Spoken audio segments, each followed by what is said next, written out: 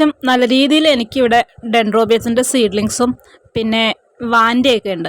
അപ്പോൾ അതിനെല്ലാം ഉപയോഗിക്കാൻ വേണ്ടിയിട്ട് ഞാനൊരു കറ്റാർവാഴയുടെ 3 തണ്ടാണ് കേട്ടോ മുറിച്ചെടുത്തിട്ട് നമ്മൾ ജ്യൂസാക്കി കൊണ്ടുവന്നിട്ടുള്ളത്. അപ്പോൾ അത് ആദ്യത്തെ തവണ എല്ലാം നമ്മളെടുത്തിട്ട് വെള്ളം ചേർത്ത് ഡൈല്യൂട്ട് ചെയ്യുന്നില്ല, കുറച്ച് എടുത്തിട്ടാണ് കേട്ടോ ചെയ്യുന്നത്.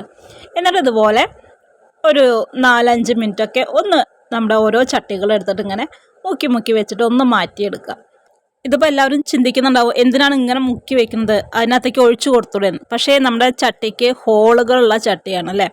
അപ്പോൾ അങ്ങനെ നമ്മൾ ആ ചട്ടിയിലേക്ക് ഡയറക്റ്റ് ജ്യൂസ് അങ്ങോട്ട് ഡൈല്യൂട്ട് ചെയ്ത് ഒഴിച്ചു കൊടുത്തിട്ടുണ്ടെങ്കിൽ പെട്ടെന്ന് അത് ഒഴുകിപ്പോവും. ഇങ്ങനെയാണ് നമ്മളിങ്ങനെ വെള്ളത്തിനകത്ത് വെക്കുകയാണെങ്കിൽ അതിന് കുറച്ച് നേരം വെക്കുമ്പോൾ അതിൻ്റെ എല്ലാ ഭാഗങ്ങളിലേക്കും വേര് വഴി എത്തുന്നതാണ്.